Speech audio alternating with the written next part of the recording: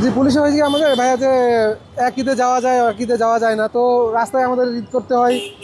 এই দেখা যায় যে পরিবার, দেখা যায় দেশে এক ধরনের পরিবার, আবার আপনাদের সাথে কাজ করতে হয়, এটা একটা এক ধরনের পরিবার। চাকরির স্বার্থে, জনগণের সেবা করার স্বার্থে এটা মেনে নিতে হয়। এটা অন্যরকম একটা অনুভূতি আর কি, দেশের দেশের জন্য কিছু করতে পারা, দেশের জন্য সেবা করতে পারা, তো ভালো লাগা কাজ করে আর কি, মিশ্র একটা অনুভূতি।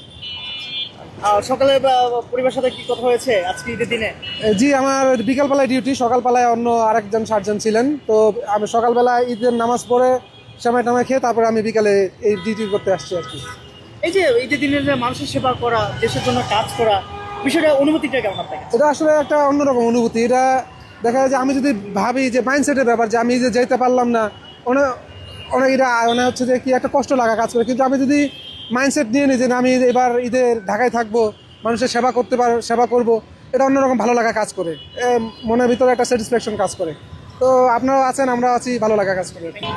প্রথমত হচ্ছে যে দুঃখ হবে, কারণ বাবা মা ভাই বোন আত্মীয় স্বজন ছেড়ে অথবা মানে আমরা তো বাড়িতে যেতে পারি নাই।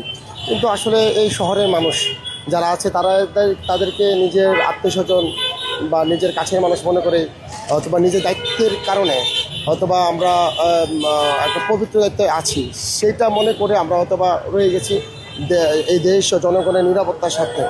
এটার মধ্যে একটা সুখ আছে। এটা ভাবতেছি যখন তখন আমার আগে সেই কষ্টটা, যে কষ্টটা সকাল থেকে ছিল, যে বাবা মা ভাই বোনের সাথে ঈদ করতে পারলাম না, এখনও সেই কথা ভাবলে হয়তোবা একটা পবিত্র দায়িত্বে আসি, সেক্ষেত্রে হয়তোবা ভালো লাগতেছে এখন।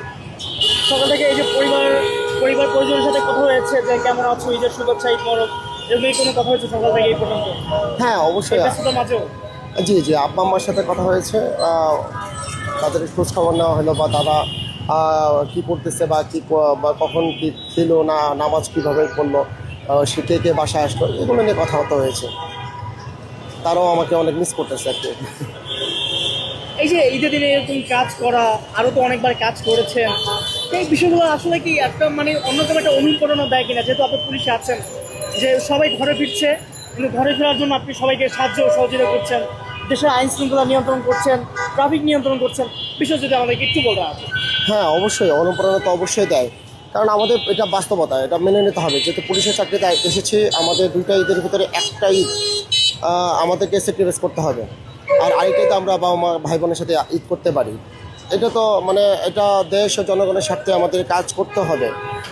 এটা তো অবশ্যই অনুমোদন আছে, দায়িত্ববোধ থেকে আমাদের এটা অবশ্যই অনুমোদন আছে যে না, আমরা যদি সবাই চলে যাই তাহলে এই শহরটা নিরাপদ থাকবে না, বা এই জনগণ নিরাপদ থাকবে না।